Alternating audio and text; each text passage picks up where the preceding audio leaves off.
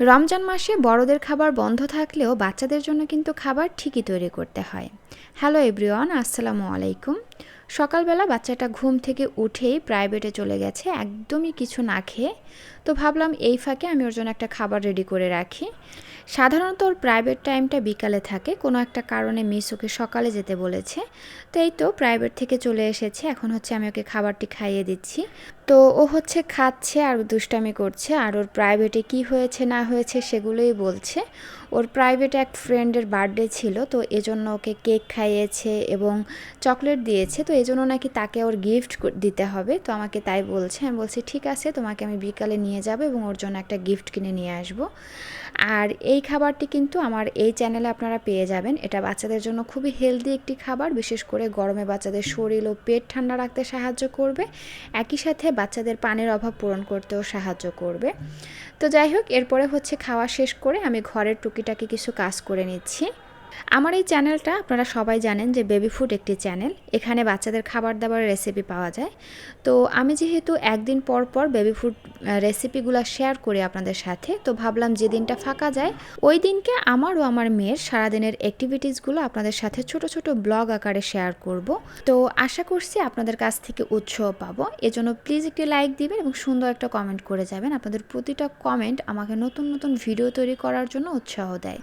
তো এই তো চলে আসলাম রান্নাঘরে। আমি সেহেরি আর রাতের খাবার একসাথে রান্না করি। এখানে আমি বেগুন দিয়ে দেশি পুঁটি মাছ রান্না করব। এই পুঁটি মাছগুলো আমার শাশুড়ি গ্রাম থেকে পাঠিয়েছিল, আর এটা আমাদের একদম পুকুরের দেশি পুঁটি মাছ। এটা খেতে খুবই মজা হয়, বিশেষ করে এভাবে রান্না করলে। আপনারাও চাইলে রান্না করতে পারেন। তো যাই হোক, এই তো আমি এখানে টমেটো বেগুন দিয়ে এই পুঁটি মাছটা এভাবে হাতে মাখিয়ে রান্না করে নিচ্ছি। আরও রান্না করেছিলাম কই মাছ দিয়ে টমেটোর ঝোল, এটা কিন্তু খুবই মজা হয়েছিল। এরপরে আরও রান্না করেছিলাম বেগুন দিয়ে ডিম। এই বেগুন দিয়ে ডিমের তরকারিটা কিন্তু আমার কাছে খুবই ভালো লাগে, জানি না কার কাছে কেমন লাগে। সাথে ছিল শাক ভাজি। তো যাই হোক, এরপরে আমি এখানে ইফতারের জন্য কিছু ফল কেটেছিলাম। সেখানে অনেকগুলা ফলের খোসা ছিল, তো খোসাগুলোকে আমি একটা বালতির মধ্যে পানিতে ভিজিয়ে রাখছি। এটা আমি গাছে ব্যবহার করব। এই পানিটা সার হিসাবে খুব ভালো কাজ করে। আমরা সাধারণত ইফতারিতে ফলমূলই খেয়ে থাকি, ভাজা পোড়া তেমন একটা খাই না। ভাজা পোড়া খেলে আসলে খুব গ্যাসের সমস্যা হয়, তো এই জন্য আমাদের ঘরে কেউই ভাজা পোড়া তেমন একটা পছন্দ করে না। খুবই কম, মাঝে মধ্যে দেখা যায় যে দুই একদিন ইচ্ছা করে তখন একটু ভাজা পোড়া করি। তো এই তো ইফতারি করে একটু রেস্ট নিয়ে চলে আসলাম বাইরে, একটা 99-এর দোকানে ঢুকলাম। সেখান থেকে একটা গিফট নিব, কি গিফট যে নিব এটাই আমি খুঁজে পাচ্ছি না।